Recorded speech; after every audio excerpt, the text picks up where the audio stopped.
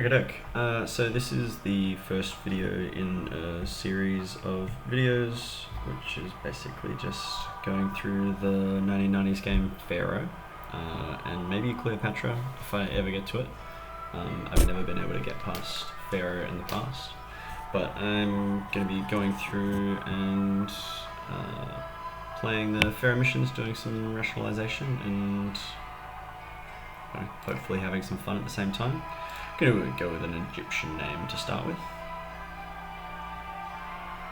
Going to probably go with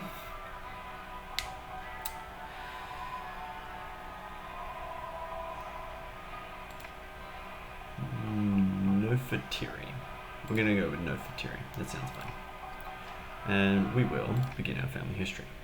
So the game starts you in the Predynastic period, which is prior to Egypt becoming a nation. So there's this frustrating part about the game where it sets you early in everything you don't have access to. I guess it forces you to crawl and then walk before you can run, which is fine in a game, but it's frustrating early on because you can't trade with other cities, and you can't import things, you can't sell things, and you're just relying on your existing money because it's hard to get taxes going early on, so money is a really tight resource.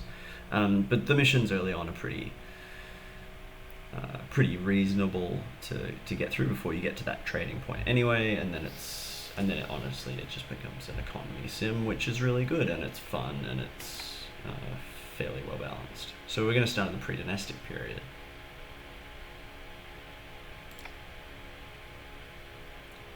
It is said that the journey of 1,000 miles begins with one step. So may the story of a great nation begin with one dream. The Red Land has given birth to such a dream. Clans of nomads carry it in their heart, across the immeasurable desert and into the land of God, look at the foot slide on those donkeys.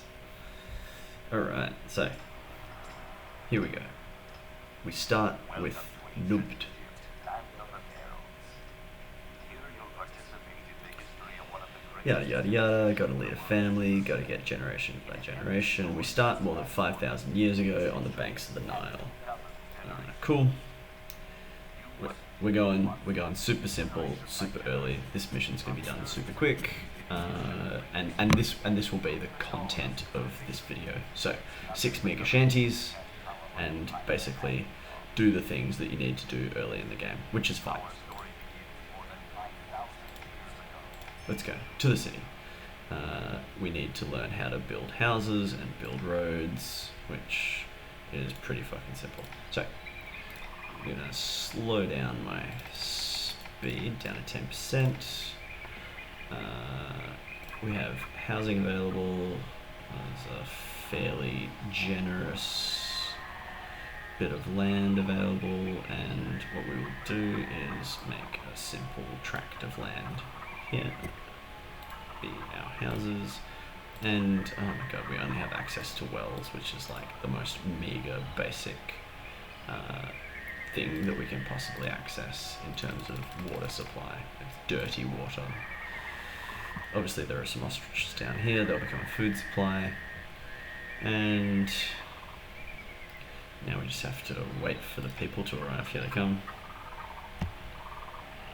So people are coming in, they'll start occupying these plots, and we'll move on to the next thing that's available,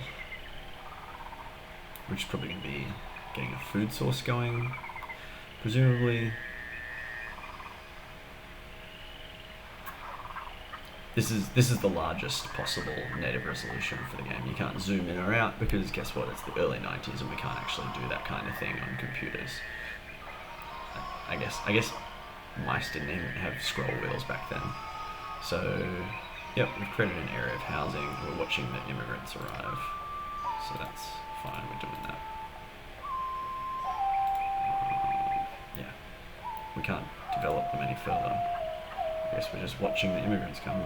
We don't really know how long it's going to take. Let's just build some more housing, shall we?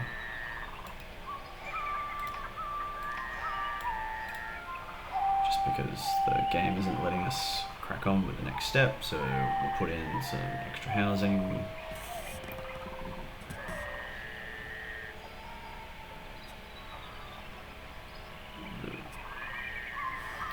The people are coming.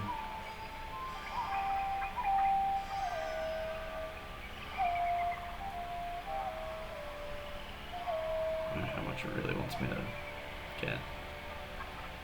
Is this enough housing? Do you need more housing? We've satisfied the lesson of how to lay houses. Really don't think we need to belabor this point, but sure.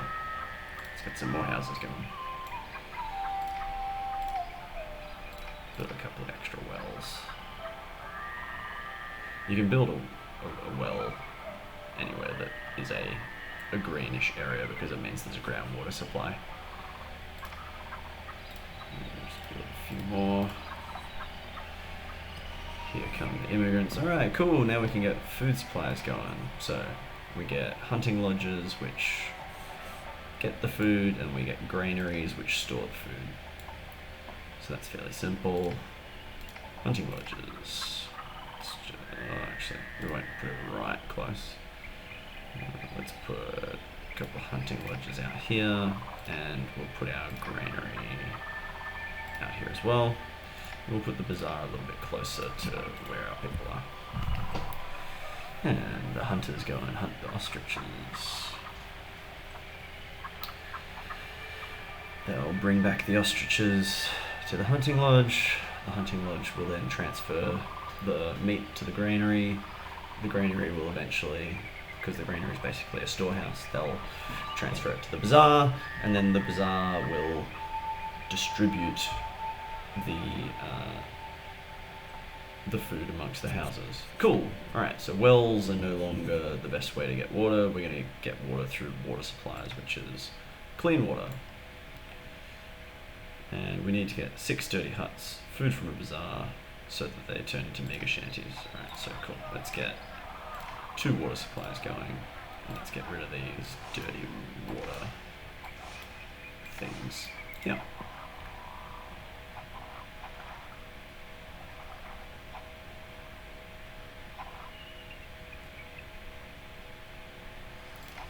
Probably just get another bazaar over here because we really do want these guys. And probably another. Just get bulk water, bulk food. Let's get this going.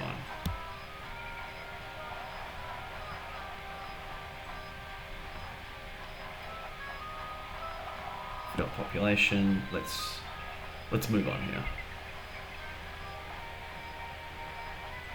People are coming in. Here's our bazaar lady. She's